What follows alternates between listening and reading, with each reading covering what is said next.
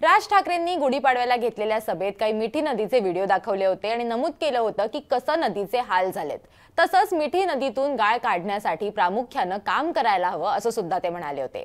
पण आता एक वेगळीच गोष्ट समोर आली आहे। आर्थिक गुन्हे शाखेकडून ॲक्टर डिनो मोरियाला मिठी नदीच्या स्वच्छतेबाबत किंवा मिठी नदीतून गाळ काढण्याबाबत झालेल्या 65 कोटींच्या घोटाळ्याबाबत चौकशीसाठी आर्थिक गुन्हे शाखेनं बोलावून घेतलं असं सांगण्यात आलं की या घोटाळ्यात त्याचा नक्की काय कनेक्शन आहे का हे आम्हाला बघायचंय। या घोटाळ्यामध्ये नक्की बॉलिवूडचं काय कनेक्शन आहे, त्यांना या घोटाळ्याबाबत माहिती होती का, याबाबत आर्थिक गुन्हे शाखेकडून चौकशी सुरू असताना त्यातून नक्की काय काय समोर आलेलं आहे ते सगळं आपण या व्हिडिओतून समजून घेणार आहोत। नमस्कार, मी देवयानी आणि तुम्ही बघताय मुंबई तक। 2007 ते 2021 या कालावधीमध्ये मिठी नदीतून गाळ काढण्यासाठी अनेकदा कंत्राटं दिली गेली। पण हे सगळं होत असताना 2021 ते 2023 मध्ये आर्थिक घोळ झाल्याचं आढळून आलं। 65 कोटींचा घोटाळा झाला आहे असं गुन्हे शाखेकडून म्हटलं जातंय। पण या सगळ्यामध्ये डिनो मोरिया यांचं काय कनेक्शन आहे ते आपण बघूयात। आता याच्यासाठी दोन गोष्टी आपल्याला लक्षात घेणं महत्त्वाचं आहे। डिनो मोरिया आणि केतन कदम यांचं एकमेकांशी नक्की काय नातं आहे ते आपण समजून घ्यायला हवं, किंवा यांचं एकमेकांशी नक्की काय रिलेशन आहे, ते कसे कनेक्टेड आहेत हे आपल्याला कळायला हवं। डिनो मोरिया आणि केतन कदम यांचं बिझनेस रिलेशनशिप आहे। उबो राईट्स प्रायव्हेट लिमिटेड नावाची कंपनी आहे, त्याच्यामध्ये ते पार्टनर्स आहेत। त्याच्यामध्ये पार्टनर्स किंवा बोर्ड ऑफ पार्टनर्सवर नक्की कोण आहे तर सॅन्टिनो मोरिया जे डिनो मोरिया यांचे भाऊ आहेत ते आणि केतन कदम हे दोघं सुद्धा याच्यामध्ये पार्टनर्स आहेत। आता केतन कदम कोण तर या अख्ख्या प्रकरणामध्ये एकूण 13 जणांवरती गुन्हा जो आहे तो दाखल करण्यात आलेला आहे। त्याच्यात 2 लोकांना अटक करण्यात आलेली आहे आणि त्याच्यातलेच केतन कदम ही एक व्यक्ती आहे ज्यांची ही कंपनी आहे उबो राईट्स प्रायव्हेट लिमिटेड नावाची, ज्याच्यामध्ये मोरिया हे त्यांचे पार्टनर आहेत। आता याच्यामध्ये आणखीन एक गोष्ट लक्षात घेणं महत्त्वाचं आहे की 2019 मध्ये डिनो मोरिया आणि केतन कदम यांना एक अवॉर्ड सुद्धा देण्यात आलेला होता। इनोव्हेटिव्ह बिझनेस अवॉर्ड हा देण्यात त्यांना आलेला होता people for the ethical treatment of animals यांच्याकडून। आता या सगळ्यातनं आपल्याला हे तर लक्षात आलेलं आहे की केतन कदम आणि डिनो मोरिया यांचं एकमेकांशी नक्की नातं काय आहे। पण दुसऱ्या म्हणजे मिठी नदीच्या प्रकरणामध्ये केतन कदम यांना अटक करण्यात आलेली होती। 2 लोकांना खरं तर आतापर्यंत अटक करण्यात आलेली आहे। त्यांचा जामीन जो आहे तो सुद्धा त्यांना मंजूर करण्यात आलेला नाहीये। याच्यामध्ये केतन कदम आहेत जे वुडॉर इंडिया प्रायव्हेट लिमिटेड या कंपनी चे ते मालक आहेत आणि त्यांच्याबरोबर जयेश जोशी म्हणून आहेत जे वर्गो स्पेशालिटीज प्रायव्हेट लिमिटेड याचे ही कंपनी जी आहे ती त्यांची आहे। तर या 2 कंपनीज ज्या आहेत त्या काय करतात तर मुळात या दोनही कंपनीज ज्या आहेत त्या जे नदीतनं गाळ काढण्यासाठीच्या मशीन्स लागतात त्या मशीन्स हे भाड्यानं देतात किंवा या मशीन्स त्यांच्याकडे उपलब्ध आहेत त्या कॉन्ट्रॅक्टवरती ते देत असतात। आता या दोघांना याच्यामध्ये अटक करण्यात आलेली आहे आणि मिठी नदीचा जो घोटाळा झाला त्यामध्ये केतन कदम यांना अटक करण्यात आली होती।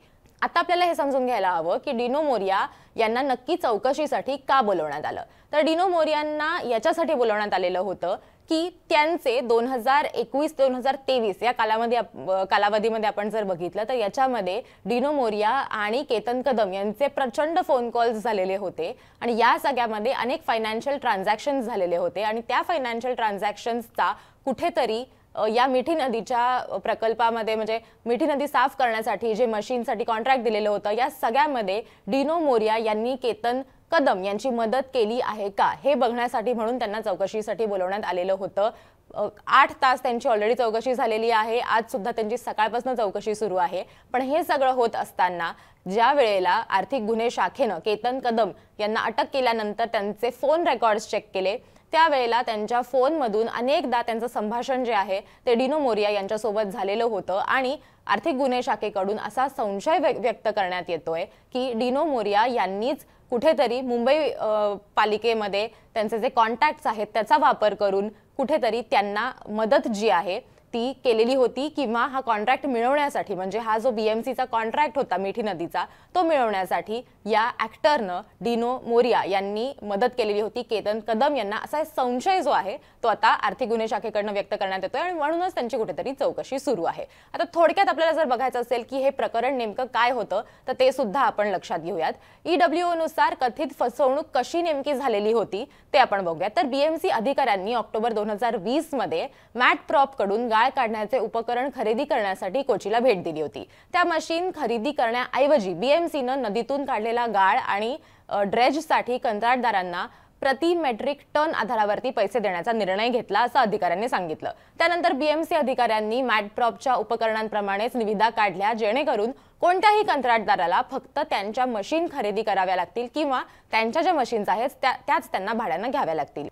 त्यानंतर जेव्हा कंत्राटदारांनी मॅडप्रॉपशी संपर्क साधला त्यावेळेला त्यांना जोशी आणि कदम यांच्याकडे पाठवण्यात आलं, ज्यांनी मोहनच्या संगनमतानं चढ्या दरानं ही जी मशीन्स आहे ती भाड्यानं दिली आणि त्यांनी सुरुवातीला या मशीन्ससाठी 8 कोटी रुपये मागितलेले होते 2 वर्षाच्या करारासाठी आणि नंतर जी एक फायनल सेटलमेंट होती किंवा एक फायनल आकडा जो होता तो 4 कोटी रुपये ठरला, अशी माहिती सध्या तरी समोर येते। त्यामुळे दरवर्षी या घोटाळ्यामध्ये अधिकाऱ्यांना किंवा इतर लोकांना फायदा व्हावा यासाठी कुठेतरी हे सगळे जुगाड जे आहेत किंवा हे सगळे झोल जे आहेत ते यांच्याकडनं करण्यात आलेले आहेत। आर्थिक फसवणूक जी आहे ती यामध्ये झालेली आहे, अधिकाऱ्यांची असेल, महापालिकेची असेल, नागरिकांची असेल, हे सगळे प्रश्न जे आहेत याची उत्तरं मिळण्यासाठीच ही कुठेतरी चौकशी जी आहे ती सुरू आहे। आणि या सगळ्यामध्ये आपण जर बघितलं तर डिनो मोरिया हे जे कलाकार आहेत त्यांची सध्या चौकशी सुरू आहे, तर त्यांच्या चौकशीतनं आणखीन काही खुलासे येत आहेत का, त्यांचा नेमका कसा संबंध होता हे समोर येत आहे का, हे बघणं महत्त्वाचं असणार आहे। तुम्हाला या सगळ्याबद्दल काय वाटतं आम्हाला कमेंट करून नक्की सांगा आणि असेच व्हिडिओज बघण्यासाठी मुंबई तकला सबस्क्राइब करायला विसरू नका।